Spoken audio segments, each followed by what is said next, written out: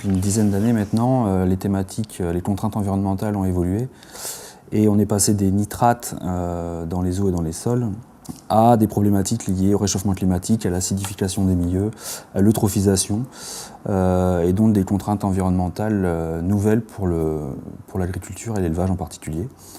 Et les principaux éléments qui causent ces impacts sont le carbone, l'azote et le phosphore.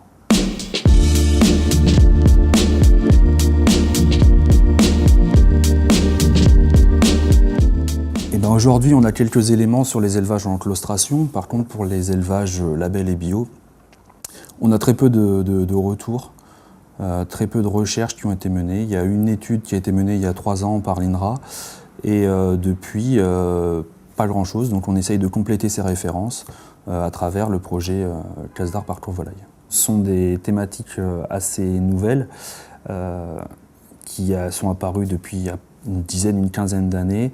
Les méthodes de mesure pour réaliser ces essais sont très coûteuses, très lourdes à mettre en place, ce qui fait que pour l'instant, le monde de la recherche s'est peu penché sur le sujet.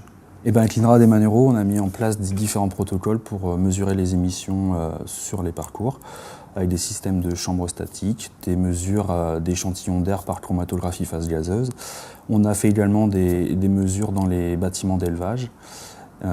Et également pour voir les teneurs dans les sols, des prélèvements de sol et des mesures physico-chimiques sur ces prélèvements.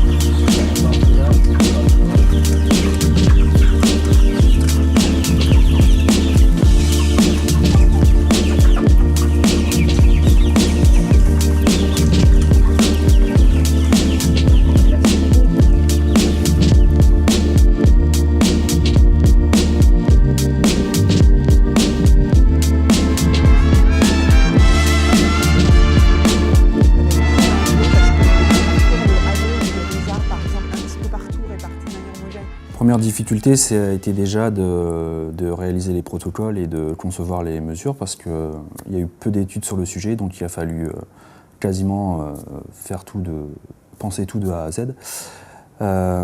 Et puis, à la vue des premiers résultats qu'on a pu en tirer, c'est une grande variabilité dans les résultats, une variabilité liée à la fois à l'échantillonnage, à la mesure, mais également aussi aux conditions pédoclimatiques, fortement influentes sur les émissions, notamment des parcours et des sols. Il va falloir reproduire ces essais dans des conditions différentes pour prendre en compte les différents effets potentiels, par exemple du climat, du sol, des pratiques d'élevage.